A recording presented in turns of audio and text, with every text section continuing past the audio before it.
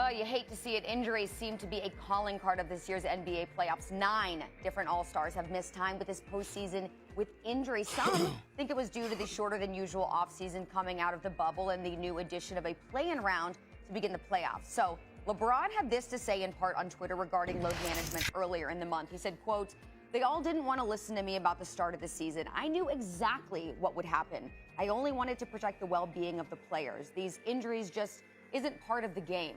8, possibly 9 All-Stars have missed playoff games, the most in league history. This is the best time of the year for our league and fans, but missing a ton of our favorite players. I speak for the health of all of our players, and I hate to see this many injuries this time of year. Sorry, fans. Wish you guys were seeing all of your favorite guys right now." All right, well, in response to that, 4-time NBA champion Shaquille O'Neal recently said this, quote, "When you're living in a world where 40 million people have been laid off and I'm making $200 million, you won't get no complaining from me. I'd play back to back to back to back to back. I'm not knocking what anybody said, but me personally, I don't complain and make excuses because real people are working their tail off. And all we got to do is train 2 hours a day and then play a game for 2 hours at night and make a lot of money. So my thought process is a little different." All right. Shaq coming back. So, Monica, do you agree or disagree with Shaq's comments?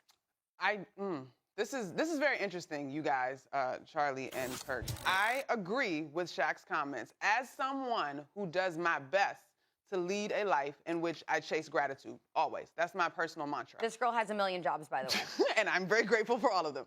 However, I will say that gratefulness and gratitude does not mean that you do not expect, demand, or work toward better in terms of what you do. And we saw this very personally near and dear to my heart in the women's NCAA tournament this year, right? Yes, those women and those teams were thankful, all of college basketball for that matter, was thankful that we were able to get to an NCAA tournament, but that gratitude did not stop the women of the NCAA tournament, particularly Oregon Sedona Prince, from making a statement about how things can be better and things can improve. This is an interesting contrast from what Shaq is saying to what LeBron is saying, because if you listen to what LeBron wrote there, he's speaking on behalf of the league. And LeBron, is in a position of leadership, right? And so it's not necessarily him saying, I got hurt, although we could argue that I got hurt because of this condensed season and the shortened offseason, but he represents the league at large. And so I also understand that Shaq wrote in there personally how he handles things. And so I think there's room to be grateful and understand how blessed you are, but also know within your profession, there is still room to be better and to have a voice that represents the entire body of players, Perk. Well, I'm going to say this. Shaq was right. You know, there's guys out here making $200 million. But guess what? What he failed to leave, what he left out was that's peanuts to what the owners are making. All right? And this is what it's all about. At the end of the day, it's all about the dollar. And did the NBA and the ownership group do a great job of putting these players in position health-wise? I don't think so. They didn't. Think about it. They rushed training camp to get to Christmas Day. Why? Because the Christmas Day games is so important for its money and revenue outside of the playoffs. And then all of a sudden, you know what? They told the players, hey, we're not going to have an all-star break because we have such a tight schedule and you guys are going to be playing games and COVID protocols and issues to that.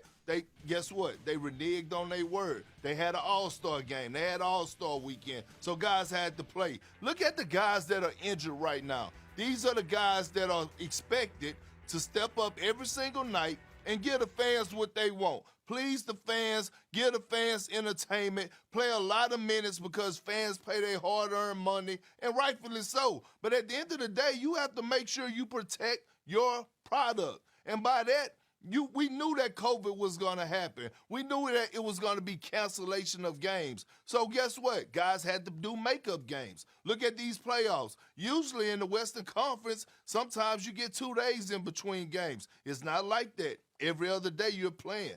Every other day you're on a plane traveling. So guys are being injured. You have to get accustomed to the workload. And I really believe that the NBA, and I love Adam Silver, did a disservice to the entire body of the NBA players for us putting them in position, body and health-wise, to go out there and make sure that these guys were going to be okay. This is why we're seeing injuries. Now, did all the injuries happen, because of, how many games they played or not getting enough rest? Probably not, but majority of them did. We have the most in NBA history, so something telling me that something went wrong. So at the end of the day, I'm standing with the players on this. Yes, they're making 200, but guess what the NBA and the owners are making?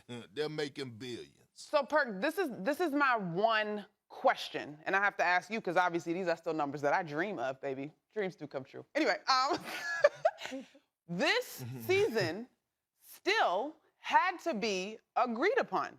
Am I correct in that? From the Players Association and the league.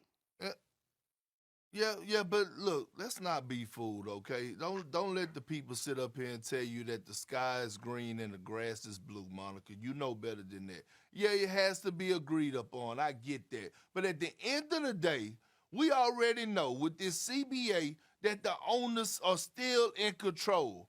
At the end of the day, listen, at the end of the day, they know that players need that money. They need their money. And I'm not talking about the guys that make $200 million. I'm talking about the guys that are on the lower tier, guys that are on rookie deals, guys that are on veteran minimums, or guys that are not making as much, equipment managers. They know that these guys need that money, so they hold their feet to the fire and say, hey, either we're going to do this, or did you know it's an agreement in there that at any given time, if the players don't want to kind of interact or compromise with the ownership group, that they could rip the CBA up because of the pandemic? And guess what?